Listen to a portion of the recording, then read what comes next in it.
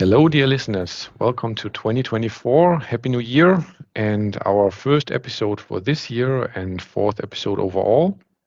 I'm very happy to see my co hosts fresh again this year. And we have a special guest today, Maja Nielsen. Hello, everyone. Hi, Hi, Anna. Happy New Hi. Year. And we are talking in the first episode this year about a very exciting topic. It's about diversity seen from an HR perspective, and are there challenges? What are the challenges, and what do we need to be ready in the future? So maybe first of all, to Victoria and Maya, as they are both working in HR and have some responsibility there. I just wanted to say it will be an easy one for you and for me, Arne, because we have two experts on the field, right? So Exactly. ball is No in your pressure there at place. all. Exactly. Just lean back and relax. We'll Yes, do I the will. rest. So my first question would definitely be, do you actually see challenges, and where are they in case there are challenges, and how can you actually point them out and put them into more feasibility for someone who is not in HR? I think from my perspective, it's interesting you're starting with the challenges because, first of all, I think we all agree there are lots of opportunities when we're talking about bringing more diverse candidates in. There are more different perspectives. We can really basically create a competitive advantage because the more diversity you have within a team and the more different perspectives, it may even be quite helpful to understand some of the perspectives of our stakeholders, like our customers. So if you have someone within the team who is close to either the same gender or nationality of the customer, this can be a real advantage. But of course, there are always challenges if you bring people together. I think otherwise you won't need HR probably, because every time there are people who are interacting, who are working together, you find conflicts and you find, of course, different opinions. And I think as we embrace on the diversity journey, and of course, almost all companies nowadays have diversity targets, we also need to think about how can we actually reach those targets. And what we are seeing along the way is that, for example, if we focus on different genders that we are bringing in, which again is one type of diversity, you're also at some point confronted with different values and beliefs because you're trying to break down some of your traditional patterns. And of course, this is creating some conflicts. And then there are different types. There are people who are willing to start the educational work. And I think from an HR perspective, this is definitely one of the opportunities that we have, that we can actually contribute to constantly educate, to break down unconscious bias. But on the other side, there also needs to be this acceptance and respect that even though the values that you're addressed with, and this might not be your usual traditional environment, just because we believe, and I think with we, I mean, I'm still counting myself to the younger generation. And for me, I take lots of things for granted. I'm not questioning them. But also, every time I'm talking to my parents, as an example, which is a completely different context, I also have to create this mindset to say, why is it okay that we're doing things a certain way? And I think sometimes the younger the population gets, they just don't have the ability probably, or the drive to actually wait that long until the culture changes. They almost expect the culture to be a given in the companies that they walk in, rather than help and enhance and foster a certain ways of working. So Maya, I'm not sure whether this is something that you would agree on or you see it completely different. I think the very short answer would be I totally agree. And maybe to add on to the statement you made about unconscious bias as well, I think that's maybe one of the main challenges, because I believe we all want diversity. We all can see the benefits from it, but where we have our blind spots, we can't really take actions, right? Because we are not aware where we have our blind spots. So education in that area is also extremely important. So having a podcast like this one and just talking about diversity is also part of dealing with the challenges. And then, of course, then there are the practical issues, like when we are hiring new employees, can we actually attract a diverse candidate pool? Are there sufficient women, young and old, men, young and old, who wants to apply for positions? Because otherwise diversity can also be a challenge. So that's a very short answer. Yeah, it's interesting you mentioning recruitment as well, because I think if we're now trying to link this topic to our industry in general, is our industry is very new. And mostly if we are going out looking for someone to bring into the industry, of course, we would prefer someone who already has industry experience. But then at the same time, if you have a very young industry like ours, it is very difficult to find these candidates. So I think what is definitely a challenge at the moment, and I think we're still, at least from my perspective, this is something which we as an industry can do better, but this would require more education and more work, probably also with middle management and really like commitment from a manager, because we are now finding ourselves in situations where we probably need to shift our recruitment activities to not hire for a perfect CV, but actually hire for potential. Yeah. So that actually you can build these skills, you can build the knowledge, and you're accepting that you are bringing someone in who might not yet tick all the boxes, but you definitely see the potential in this candidate. And in order to really have a more diverse working environment. But I do know, and being a leader myself, I think this is, of course, usually is a challenge, because you have a burning need and you need to fill this position. You need someone to come in and really start working next day. But the reality is, if you're always looking for the same pattern and for someone who is ready next day, then you will never break it down and you will never really do this shift. And then, let's face it, our pool of talents is getting smaller and smaller. So we would need to do some significant changes. And we should not underestimate the power of passion of young people coming in. And I think we have a generation coming which is really into sustainability, renewables, wind, like we have seen Fridays for Future and so on. So it's really kind of a big movement. And this to me is a big chance to have people with passion. Probably not, as you said, with the experience, but what I've learned in one of my positions in my early career is I had like 25 students over that period of time, which were making their master thesis and so on. It's unbelievable. If you have these minds coming in, they are bringing new facets. They are bringing completely new ideas. From crazy to perfect is so enriching and necessary, because I think even if we are a young industry, we have had a lot of innovations. We had the discussion last time, blades were like 10 meters. Right now they are 150 meters nearly. So there is a lot of innovation. And for in a short period of time, right? And for that, you always need the kind of these passionate people. I would consider myself as well being a passionate person. So you need these to really bring innovations, to really have the spirit of kind of, let's say, killing it, and the sky is the limit, right? And this is what I think of a generation coming right now, which is a networking generation, because they are social network. This is they can show us how to do it, right? And they are coming now. I think they are most probably much more inclusive than a lot of our people have been before, and coming with passion. So I'm really looking forward to that. I totally agree.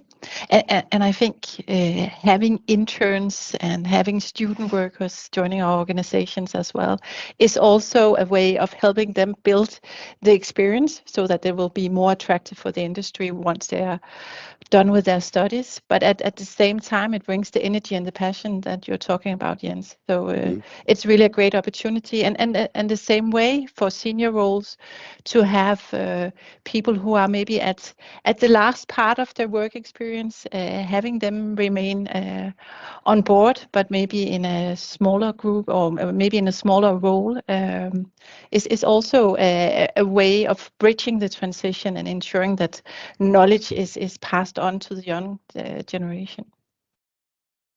I'm actually interested out of what you just said about also the hire for potential, and that we need to look at, okay, well, what can we actually get out potentially?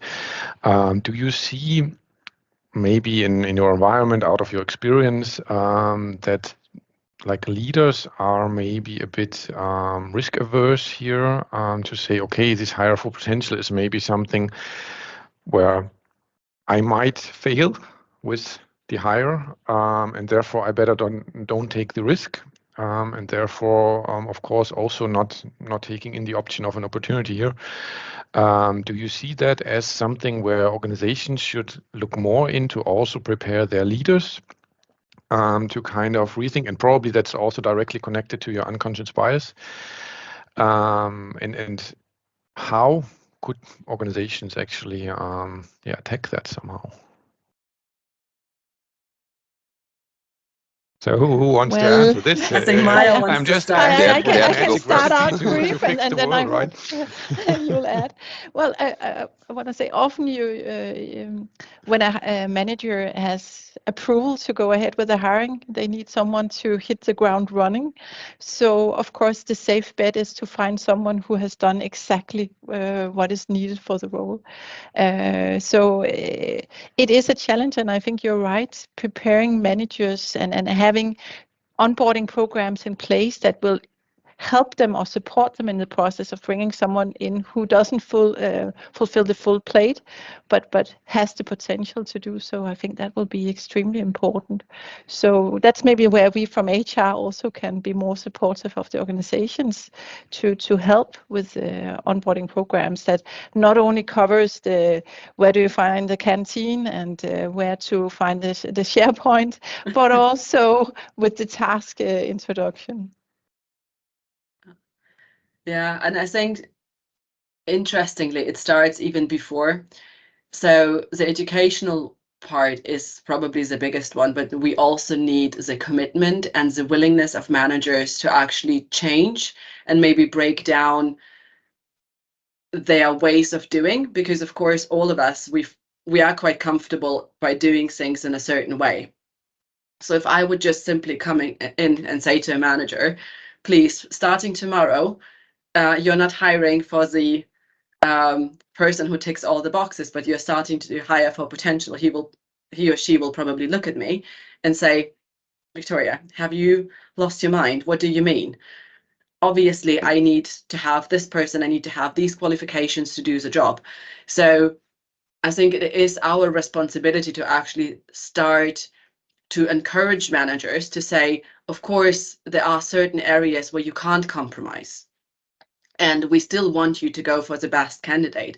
But maybe sometimes the best candidate is actually really the one which has great ideas, where you might need to give a little bit of support, help to transition the person from an industry perspective to really showcase the person that there are opportunities within the company, rather than just really shutting it down for several reasons. So I think it really starts already at the beginning to say, why is it so important to have this very open mindset that you are still trying to find the best candidate for the company, but you are also aware that the best candidate can actually be someone whom you're slowly starting to develop from within, where you really feel like, as you said, Jens, that there is passion behind it, that there is a drive, and that there is a general understanding on what we are trying to achieve, because most of the practical tools you can really teach. So as long as you're really starting to engage in these kind of conversations prior to the actual recruitment activities, and this definitely will be a long-term commitment. Again, change of mind is not just something that happens overnight. So we would need, by introducing unconscious bias training, by actually introducing what does it actually mean to hire for potential, by explaining the benefits and advantages of actually having a diverse environment. This is something that we'll then teach. And I think what we are then also finding is, once we are creating this environment, we're also seeing that the overall commitment and loyalty to the company, this is really increasing, because it's usually, if you're describing yourself as being a diverse candidate, you are then also more passionate about driving more change forward. So really engaging in some community work, engaging in some volunteering activities, because you have experienced it yourself and you feel you would like to shout it out into the world. And I think this is also with the podcast a little bit what we are doing, is just sharing from our own personal experience and trying to contribute to a better world. So by the end of the day, it's really all small steps do count. But first of all, we all have to acknowledge that we all have blind spots. We all need to try and work on ourselves. From an HR perspective, we also need to give you the right tools to try and encourage the change. And then please don't be frustrated if the change doesn't happen overnight. Maybe, if I may, and this could most probably be a little bit, that's a critical question, or I really thought while listening to you, if, and it was really coming up right now, if I mean, if we talk, we talk about the different, let's say, engineering departments, we talk about management, middle management, and so on. I mean, let's not forget that we are most probably relying on a huge workforce on the shop floor, and I'm sometimes thinking, out of my experience from before, that we are doing a great job in what we just discussed here. At some point, I think we need to make sure. Really, it's a more like a reflection of and criticism here, and really constructive. We need to make sure that because I see there's a big difference between what we do in management, engineering, and so on, and regarding people, and regarding spirit, and regarding passion, at some point, or creating passion. I mean, it's us who should create passion and spirit, and help them. But I don't know what your perspective is. Shouldn't we be better if it comes to blue collar, or let's say shop floor stuff, and as well think of how could we help them to create the same spirit like probably we have, right, in this group for inclusion and diversity. So that should be one part of it, but the same for what we just said earlier for about students and so on, young people, young generation being enthusiastic, passionate about wind or renewables or sustainability of the future. I think this is something where we should, and I'm pretty sure you guys already do some stuff there, but it's a kind of question and criticism to myself, to all of us, that we most probably need to take care as well of a lot of people working on the shop floor. For me, honestly, that is something also going back to this hire for potential topic, and what risk would you like to take? Because I saw that actually in one of our programs here in Denmark, one of the plants has a specific program to also attract more female employees in the shop floor, and there is a direct path for development, basically for you, also showing you what you can go for, and not only ending up, so to say, in the shop floor and being there for your rest of your life. I think the major blocking point here is the investment you have to take initially, and that it is so unclear what you get out of it because no one did it yet. And maybe that's also related to what you said before, Victoria, with the young industry. The entire topic now and how it's addressed for diversity and inclusion, it's maybe young from a perspective that companies are also starting to realize it and starting to understand what to do here. So we are still at the very beginning of what can be done and what are the best practices and so on. So you can basically say there are not a lot of best practices at the moment. So I definitely agree, Jens, with that. And then at the same time, I think we probably need more companies who are simply as passionate about it, that they take the risk and simply see what's coming out of it. So. I mean, honestly, I think- look, just one thing, which is funny, because having these huge plates we were talking about, and then you are talking about how do you tackle the challenge of having cycle times like you had with a 20 meters blade in the past. So it goes back to, okay, let's think of puzzling the blade out of big parts you are prefabricating. So honestly, I mean, I have seen a blade facility where I was working for 1 week with them in the past, and it was big fun, because to me the two unbelievable guys in the whole team there, one was a carpenter and the other one was coming from brick building, right? So and these guys brought ideas to the table. It's just amazing. So I think what you both said, what Victoria as well said, hire for potential could really be a cool idea, because if you also get new perspectives. What I had about students, because they come with a fresh mind, you could have, if you go with a carpenter, for example, right? He comes from making different stuff than we do. We do composites, for example. If it's a blade, we do a turbine, a cell, whatever. So these guys always come. I had the best experience when they were kind of people coming and were model builder, building small aircrafts and stuff like that. These, I mean, they can do everything from programming to building the stuff themselves. And this is what I think I would be bolder, and I agree with what you said, Victoria. Or you most probably have the challenge to kind of convince people that this is the right way, right? And then you will be asked, hey, but then it's your responsibility, Victoria. But I think it would be a very good and bold move to engage more in the direction of having higher for potential from shop floor to different other levels.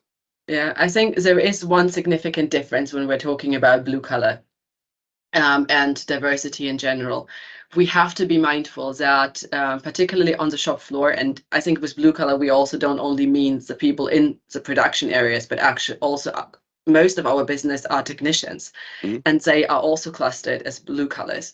We also have to ensure that our facilities are fit for all different people, for different shapes and sizes, because this is natural. All of us want to come to work. We all to be safe. We all to want to wear PPE, which is helping us to feel secure at work.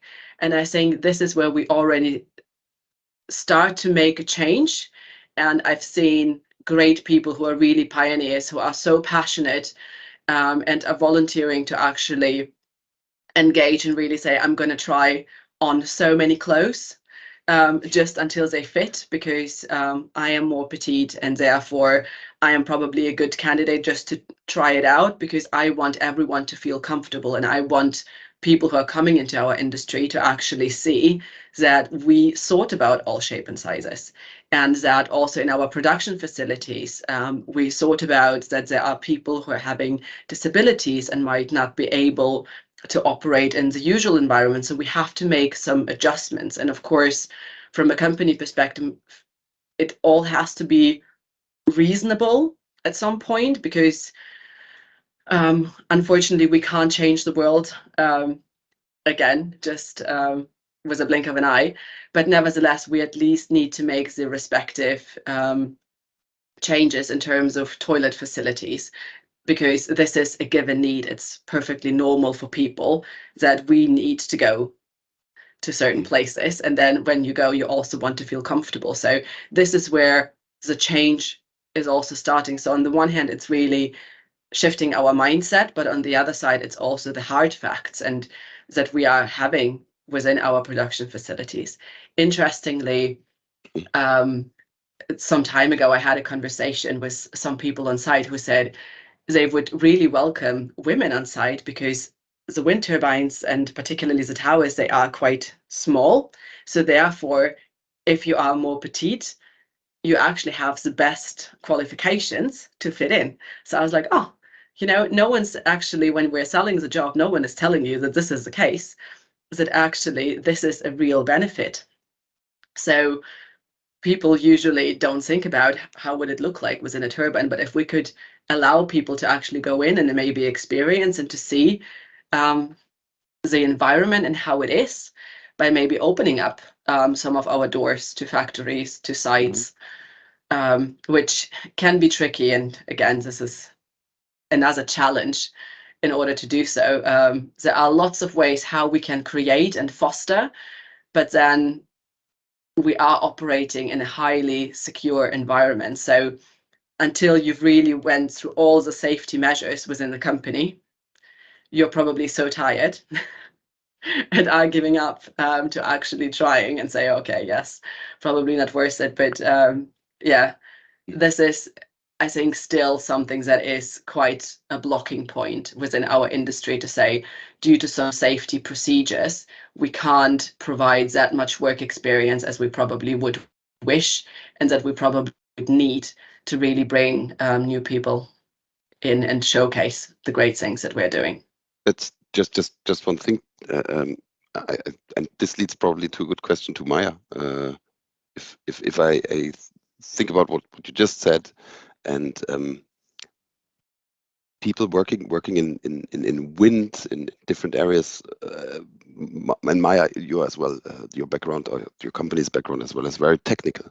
So and you said, Victoria, it's difficult to sometimes open the facilities, we call it Tag der offenen Tür in Deutschland, so day of the open door, let's say.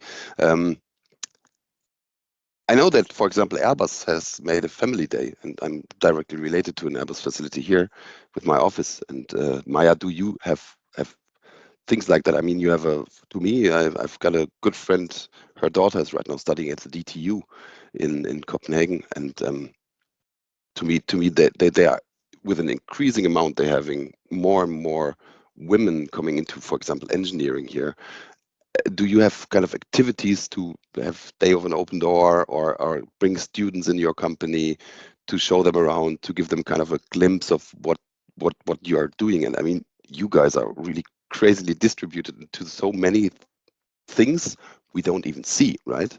But True. it's a fantastic, interesting business and industry you're working in, or industry supply. But for me, it would really be interesting. How do you kind of bring them in? For us, it's easy, right? So we at least making turbines or blades or whatever. A little bit different for me. We are coming from another perspective, but in the supply chain as well. So it would be interesting to hear from you. Well, we do a lot of different activities depending on the location. So here in Denmark, we have, like you mentioned, Family Day, where our employees can bring in their spouses and kids. Giving them a picture of what is a work day here. Of course, they can't see and touch all, but they do get a pretty good idea of what it could be like. In other areas, it's more difficult, but then we have the possibility to use media, so small films where you can get an idea of what does an office look like in India or in Bulgaria. So that's also ways. Here in Denmark, we also collaborate with the universities. Sometimes they do have this bus going around, I don't know, for lack of a better word, where they visit different company sites. So a group of engineers will come here for a few hours, we'll present the organization and show them around. So we do a lot of those. And then, like I mentioned, internships, student workers, and Also, job fairs, I think, are fairly good at meeting and engaging with the next generation of colleagues. So we do attend a lot of those, both in the northern part of Denmark, in Funen and so forth, but also in the other countries where we are present, because it is really key to make future employees aware of who we are and what could a job look like at our site, because how will you otherwise know just from the books? Yeah, so it's brilliant. The last job fairs that we've attended, we also brought in like AI glasses. So if you put them on, you could actually find yourself being on a vessel offshore, and then having the possibility to walk around and actually see how would it feel like if you would be an offshore technician on a vessel. That was insane. I mean, you are a little bit dizzy afterwards. That would be my question. You totally feel that you are like on sea, surrounded by sea completely. But this was a very cool tool, and I think also the more the technology is advancing, the more possibilities we're actually having, maybe showcasing what we are doing without granting access to our actual facilities, which might be a challenge. So it really helps us overcoming the challenge as well. Speaking of AI, we've also used that for reading through our job ads to ensure that we have a more gender neutral language, that we ensure that it appeals to a wider range of candidates. So that's another way of using it without the dissonance. Hey, but this is bringing me to a question. I had a big discussion on the weekend, because I'm always the kind of, let's say, defender of Gen Z, because a lot of people tend to say, hey, they're coming, they don't want to work, and so on, right? So this is what everybody of us has heard already. To me, this is a ridiculous argument. I cannot align with that, because I think, and you talked about AI, and that's why I just directly built the bridge here. I think a lot of young people come in and they are shocked by the dinosaurs they are facing. To be very honest, if you see them, they can probably work better than with a mobile phone than most of the people on a computer. They know tools, they know how to use tools, they know to be very efficient and productive, and then they are coming and need to send a fax, or need to send, I don't know, need to scan, sign something, copy, scan again, send to someone, it's printed there, signed, scanned again. Honestly, this is a cultural shock for young people. So that's why I love to hear, Maja, that you already engage in working with AI, because it is here, it is there, it will come more and more. So we cannot defend that we are still doing the same stuff we did in the past. And we could go over to many other things in politics and schools and whatever, where it's all required. But we need to start somewhere. And I love to hear that companies already start doing that, because we need to make sure that we are delivering a work environment which is suitable to people from Gen Z coming in and not facing dinosaurs and dinosaur technology. That's my statement, probably the final one today. I would say suitable for them as well. So not only for them, but also for dinosaurs, right? Yeah. We also want to develop. Exactly. Yeah, absolutely. Well, I guess we can actually have a separate episode about that particular point. And I would love to continue for the next hour, but we should actually have a look that we finish, to also not bother our listeners too long, right? I hope you enjoyed it so far. For the closing, I actually wanted to ask Victoria and Maja, do you have maybe each of you a particular event in your career which made you aware of your conscious bias, and how did you actually apply that to your responsibility within HR? Maybe a bit difficult, but yeah. Well, maybe I can start. I'm sure you will have a better answer, Victoria, but I attended actually a training in unconscious bias a few years back with an Irish instructor. And she brought a lot of statistics, so a lot of numbers of where we can see biases being represented. And one of the numbers she brought forward was that a manager or leader in the US, most of them are men, and they are above average height. And that was something where I hadn't really thought about it before then, and why was that so? So I don't know if you can say that I've applied it to my work, but at least it's made me aware that some of my assumptions of what is a great leader or what is a great engineer might be impacted by my cultural heritage and upbringing. And so it's, just an awareness that I seek to apply. Yeah. I hope that was an answer, Arne. Yeah, thank Good you. one. Of course. That I mean, was a there's no really good wrong one, answer Maja. here. That's Yeah, that was a really good one. Mine is actually slightly different. And rather than maybe connecting it to the working environment, this is probably something more personal, where I found myself feeling that people had unconscious bias towards me. And I think this helps me a lot in my day-to-day operations to actually why it is so important to break it down. So, as you know, I am 32. I am already the head of HR for a country that I just relocated to 2 years ago. So before I was living in Germany, I'm originally from Kazakhstan, so a very broad variety. And I've done lots of different parts of HR. So I've been working in factories, I've been a business partner, worked in shared services.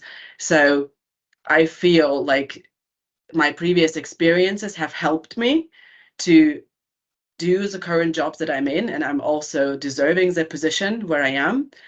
But when I'm facing new colleagues or new people, or also engaging with some of the headhunters or interviewers, the most frequent questions that I am receiving until today is actually, we have been slightly concerned about your age because we weren't sure how much experience you would have. And until this day, I think this is how you can lose me within a second in an interview. As soon as I hear that, no matter what you're saying afterwards, you completely lost me. Mm. And I think even though I am quite confident and comfortable and I do know what I'm bringing to the table, it still triggers your imposter syndrome. And it still showcases that there are lots of people with unconscious bias out there, which they don't mean in a bad way. I don't think that no one ever wanted to offend me. But every time I'm finding myself in a situation, I really try to recall the situation and how I was feeling to really ensure that I'm not trying to project the same to the people that I'm engaging with. That is quite personal. Yes, thank you for sharing that. Mm. And it's a very good closure, I think, also to kind of close the circle from what we started with hiring for potential and looking at what can you actually bring to the table instead of the classical measures we are used to. So thank you very much for that. Dear listeners, I hope you enjoyed the 4th episode. We are hopefully back in a month, and stay tuned, like and subscribe the video, and see you next time. See you. Bye-bye. See you. Thank you. Bye. Bye.